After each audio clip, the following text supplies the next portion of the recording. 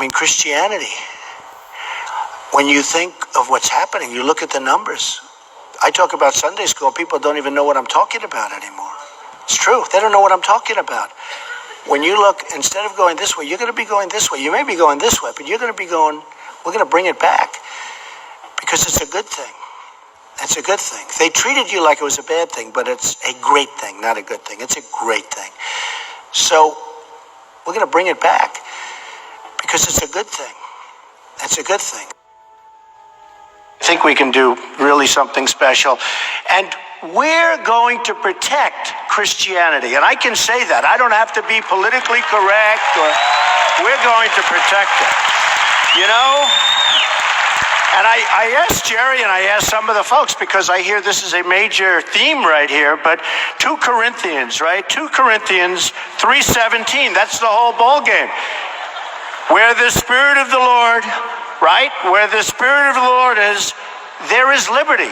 And it's so representative of what's taken place. But we are going to protect Christianity. And if you look what's going on throughout the world, you look at Syria, where if you're Christian, they're chopping off heads. You look at the different places, and Christianity, it's under siege. I'm a Protestant. I'm very proud of it. Presbyterian to be exact. But I'm very proud of it. Very, very proud of it. And we've got to protect, because bad things are happening. Very bad things are happening. And I don't know what it is. We don't band together, maybe. I will tell you, Christianity is under siege, whether we want to talk about it or we don't want to talk about it. And if I said some of the things about Christians that I've said about the Muslims, where we have a problem, and it's a problem we have to talk about, and I brought it out, I took a lot of heat for bringing it out, and I will tell you that now people are saying he did a great service. Just like when I brought out illegal immigration, everybody went crazy about Trump. How could he say that? And then about 2 weeks later, everyone's trying to say, well, you know, Trump's right, because they see the murder of Kate in San Francisco and Jamil in Los Angeles and so many others, the tremendous crime and what it does to your economy. So I brought these things out. I feel I have an obligation to bring them out. You know, remember, I'm self-funding my campaign, so I don't have anybody speaking in my ear. So I just have to say this because, you know, I'm a true believer, and you're many true believers. I hope all. Is everybody a true believer in this room? But Christianity is under tremendous siege. And if I said that about Christians, I would have less backup than by saying it about Muslims. I had tremendous backup. Now everyone's saying, wow, it was such a great thing to say, because now everybody's talking about it. I mean, people are flying planes into the World Trade Center. Let's talk about it. People are shooting in California. People are shooting in Paris. 130 people killed in Paris. Nobody wants to talk about it. We have a president that doesn't want to say radical Islamic terrorism. He doesn't want to talk about radical Islamic terror. He doesn't want to even mention it. It's like it doesn't exist. It exists. And I'll tell you something. If I said that about Christians, and if I said banned, I'm telling you, I would have had less difficulty. And that's pretty sad, because we're Christians. I'm Protestant. I'm Presbyterian. Are you surprised to hear that? Yeah. I always like to bring my communion pictures along. Sometimes I'll bring a communion, but I didn't want to. I think you believe me, right? You've seen it. But the power of our group of people together. I mean, if you add it up, I was trying to do it the other day. I was with one of the great ministers. And I said, you know, if you think about this country, because now you're talking about men and women, you're talking about together. So the group is larger. Christians in this country is larger than men or women. And I said, how many Christians do you think? And it could be like 240, 250 million, you know, a big portion of, and yet we don't exert the power that we should have. Now, I think some of the churches are afraid of their tax status, to be honest. You know, they're afraid they're going to lose their tax status if they get too political. Some of them just can't endorse.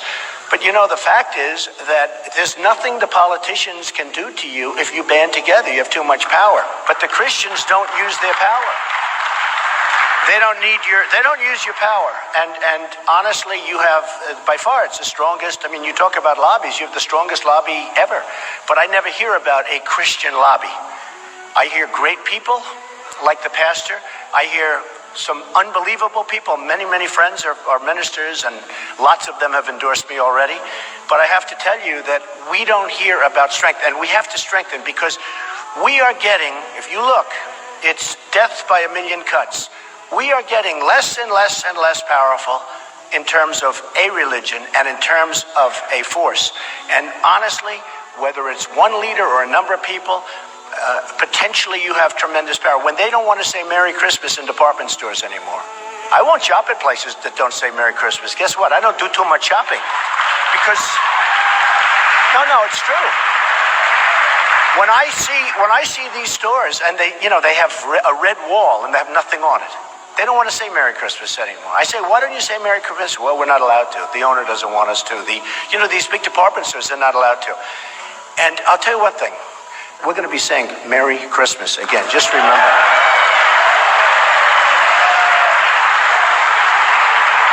And by the way, Christianity will have power without having to form. Because if I'm there, you're going to have plenty of power. You don't need anybody else. You're going to have somebody representing you very, very well. Remember that.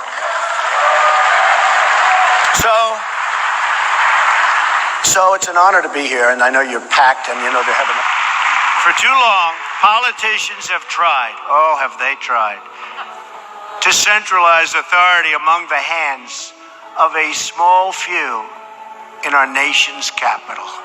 I see them all the time. Bureaucrats think they can run over your lives, overrule your values, meddle in your faith, and tell you how to live, what to say, and where to pray. But we know that parents, not bureaucrats, know best how to raise their children and create a thriving society.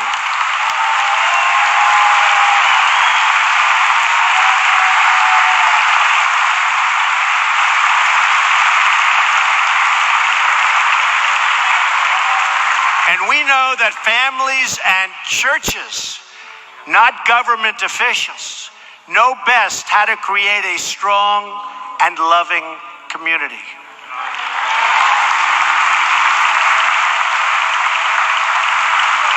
And above all else, we know this.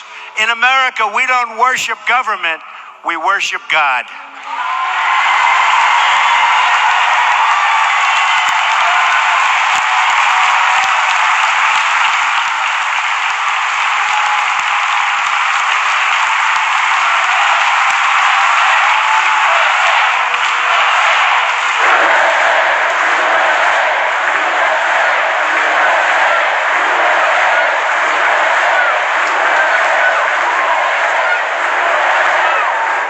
Religious liberty is enshrined in the very First Amendment in the Bill of Rights. The American founders invoked our Creator 4 times in the Declaration of Independence. Benjamin Franklin reminded his colleagues at the Constitutional Convention to begin by bowing their heads in prayer. I remind you that we're going to start saying Merry Christmas again. I also want to speak to all of the people, see, you thought I forgot, in our faith community who are here with us tonight, veterans and non-veterans alike.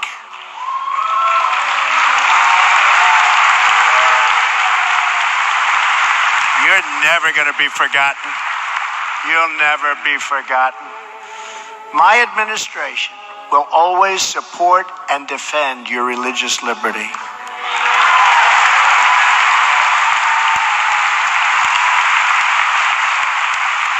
We don't want to see God forced out of the public square, driven out of our schools, or pushed out of our civic life. We want to see prayers before football games if they want to give prayers.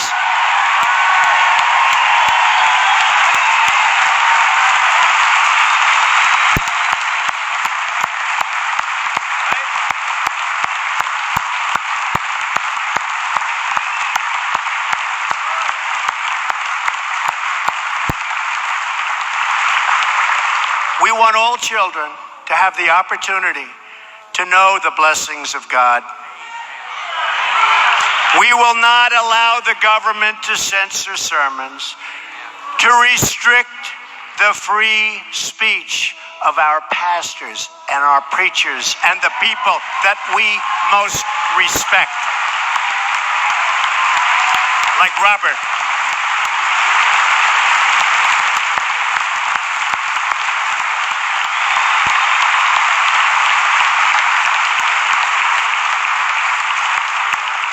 That is why, just as I promised Pastor Jeffress and other faith leaders, I just signed an executive order following, and this is something that makes me very happy and very proud, following through on my campaign pledge to stop the Johnson Amendment from interfering with your First Amendment rights.